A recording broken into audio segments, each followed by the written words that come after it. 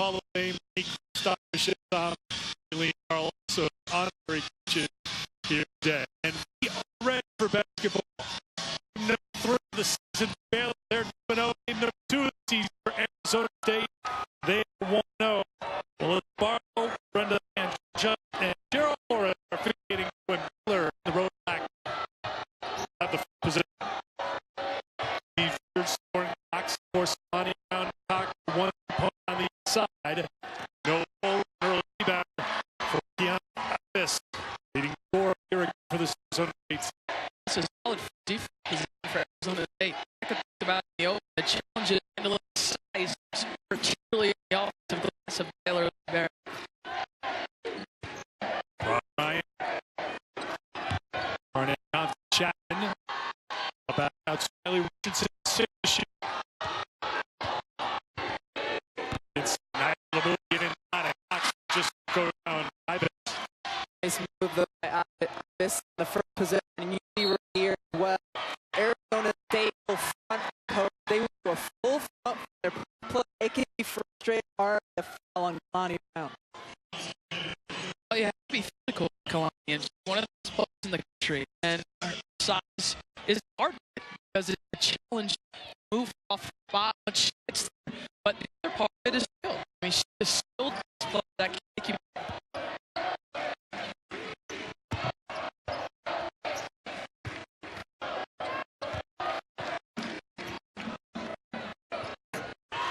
Too strong jump by Ryan, and here comes UC Andro. UC out push the basketball, but can't hold it to it for the over for Baylor. Courtney Ekmark to the court. If Arizona State pulled up, has to happen to them today. Well, I think Arizona State's movement. I think Baylor does a good job of offensively is forcing to stand, allowing them to stagnate off with the length of their size. Key for Arizona State's movement. Movement is a good thing for them on the offensive end. So set climb around and down the perimeter. All roll, try to hurt her switch. Said push State. Arizona State. I think throwing like State her can shoot the three all the year. If you can get 3 to go, especially early in transition, it will bode well for them. Which Thor also telling us before the game, she's going to use that bench to battle some injuries, some players at full health and fitness. So already you were left to freshman That's Canada and senior Sophia Luca in France. Rebound for D. Church. Here's the key players. Your coach from LSU, the coach for taking over the points. Baylor back for the ball, and a ball will give possession to Arizona State. Baylor high one player to the other because of the way Arizona State plays defense. You have to be careful with that pass. To the bench. Queen Egbo, one of the Fierce Five, the 5-member freshman class for Baylor, comes in, and here comes some Baylor pressure.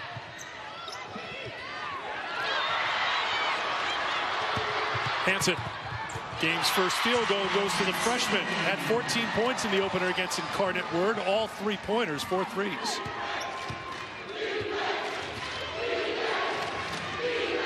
Good hands out top by Alenga.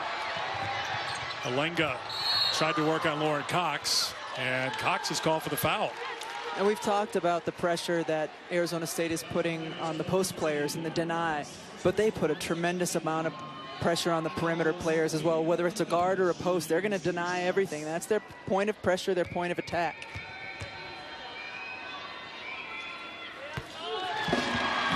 Alenga at the free throw line. 6 points, 9 rebounds in the season opener for Arizona State. That was an 81-43 win in Tempe. Kalani Brown back into the game as Egbo will go to the bench.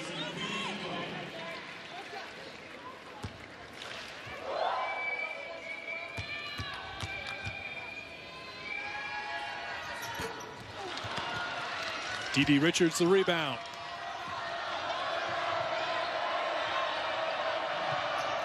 Good pass. Cox to Brown. On the season now, Lauren Cox in 3 games has 10 assists and 0 turnovers. She is a terrific passer from the post position. Alenga can't get to 3 to go, and Cox has the rebound. There's her turnover. Yeah, you saw that coming. Once Rebecca said that, and Kim Mulkey had said that Cox's ability to throw an outlet pass reminds her of what Bill Walton could do. That was not one of her better outlet passes, getting the turnover, but she makes up for it on the defensive end, getting the block out on the perimeter. Oh, you can feel that both teams are still trying to get the rhythm of the game. I mean, this is the first big matchup of the season for both teams. And remember, both teams have some young players in the rotation, some freshmen that are going to be asked to play big roles. So while they do have veterans with experience, you are trying to integrate. These are their freshmen's first big game of their career. Ekmark, good fake to get free. It's a 2, a deep 2 for the good shooter, Courtney Ekmark.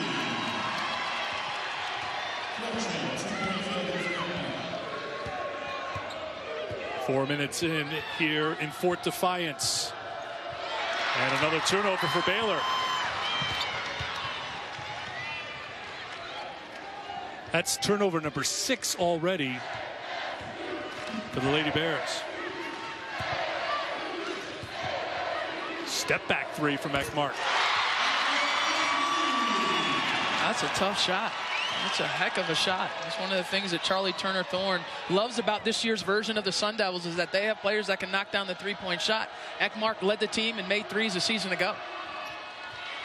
One and done for Baylor. Now Arizona State wants to run. Ekmark will try again. Cox with the rebound. That's her 3rd board.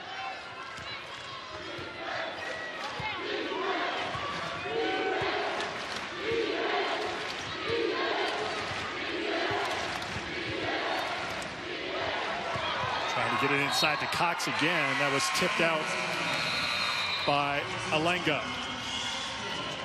Arizona State getting 5 points from Courtney Ekmark to take an 8-4 lead. So no excuses if anybody's, claiming to be a little winded here. Holly's the one doing all the work here. Pre-game running around. And over 156,000 residents on the res. Showdown on the res. Good start for Arizona State. Baylor, little trouble taking care of the basketball in the early going. 7 turnovers and just 1 field goal in their first 11 possessions.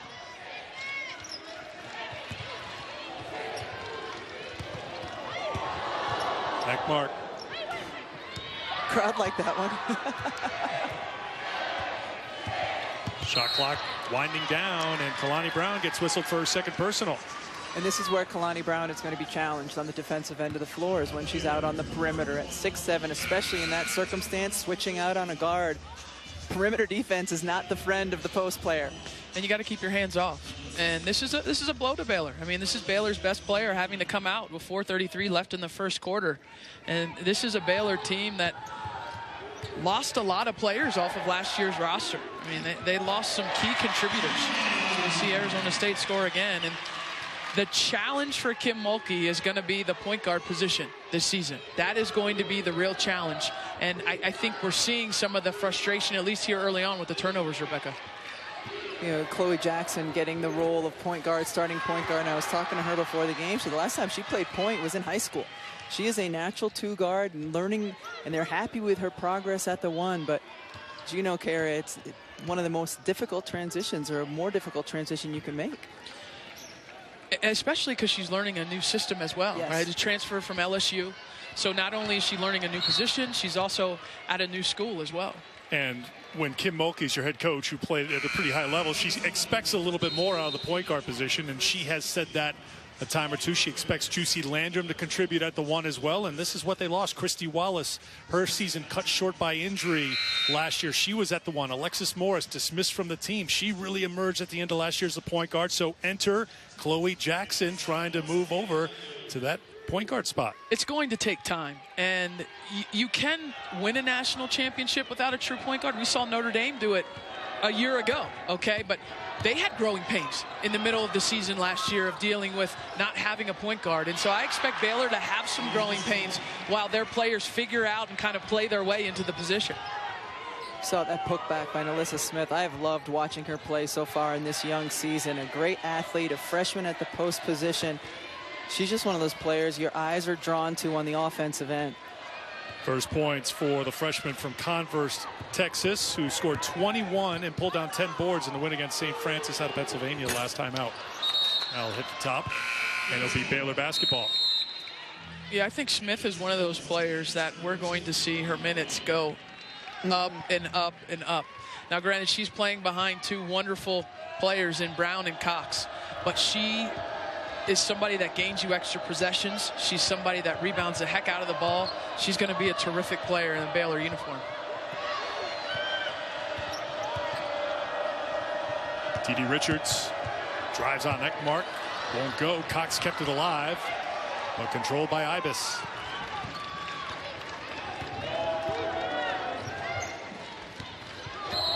And Moon Urson picks up the foul as Ekmark started to dribble. So one of the things to watch as Arizona State has gotten out to this early lead, and one of the things when you're playing Baylor that you have to do, we've talked about their rebounding prowess, you have to limit them to one shot. And so Baylor only has one offensive rebound so far in this game. And so that's advantage Arizona State, and that gives you a chance. That gives you a chance to compete with this team if you're not giving them two shots every time down. An offensive rebound for the Sun Devils. That's their third offensive rebound, and it turns into a three-pointer.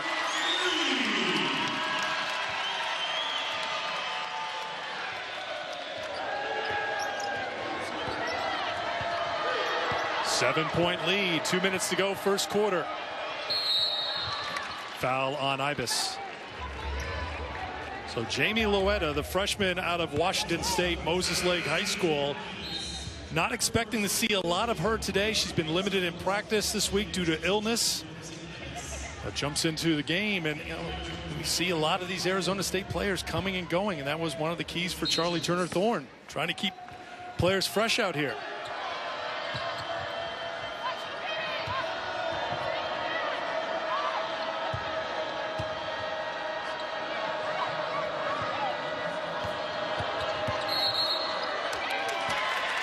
Foul on Baylor. Yeah, Queen Egbo gets called. Yeah, she rolled under, and that's something that you can't do. ESPN Basketball Love Story, our unprecedented 20-hour film that consists of more than 60 interconnected short stories, continues Tuesday with the final 2 episodes starting 8 o'clock Eastern. All episodes are also streaming live on the ESPN app. What a offensive rebound. board for Arizona State again. They're coming up with the offensive boards. Baylor is not.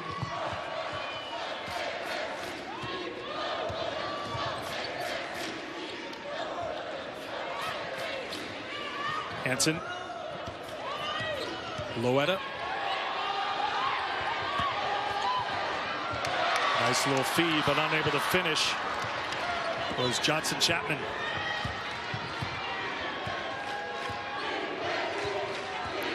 One minute to go in the first. 7-point lead for the Sun Devils. Good job on the glass by Smith, the freshman with 4 in the first quarter. So active and so bouncy inside the paint. Deep three, Loetta. This is her collegiate debut here today on the reservation. Did not play against Incarnate Word because of illness, but she's come off the bench to help Arizona State to an 8-point lead. Urson was foul. Well, Arizona State has done exactly what they needed to do to get off to a good start. And if they're able to replicate this quarter, it's exactly what they need to do to be able to win this game. They've got to hit threes. You talked about that, Rebecca. They've got to limit Baylor on the glass. They've done that. Kalani Brown's out with 2 fouls. I think Charlie Turner-Thorne has to be really pleased with how her team has played to this point in the game. Especially defensively, how they've made Baylor look uncomfortable, whether it's in their pick and roll or even in their high-low. Baylor has not looked comfortable on the offensive end of the floor. And this is a team that in their first 2 games has averaged 108 points a game. Yeah. Scoring 116 Thursday in Waco. One thing Kim Mulkey said after that game, her biggest concern after 2 games is free throws. They want to be among the best. A couple of misses there for Moon Urson. Shot clock off. Chance for a final shot here for the Sun Devils. Ryan on the drive, the kick outside, and one more 3 for Arizona State.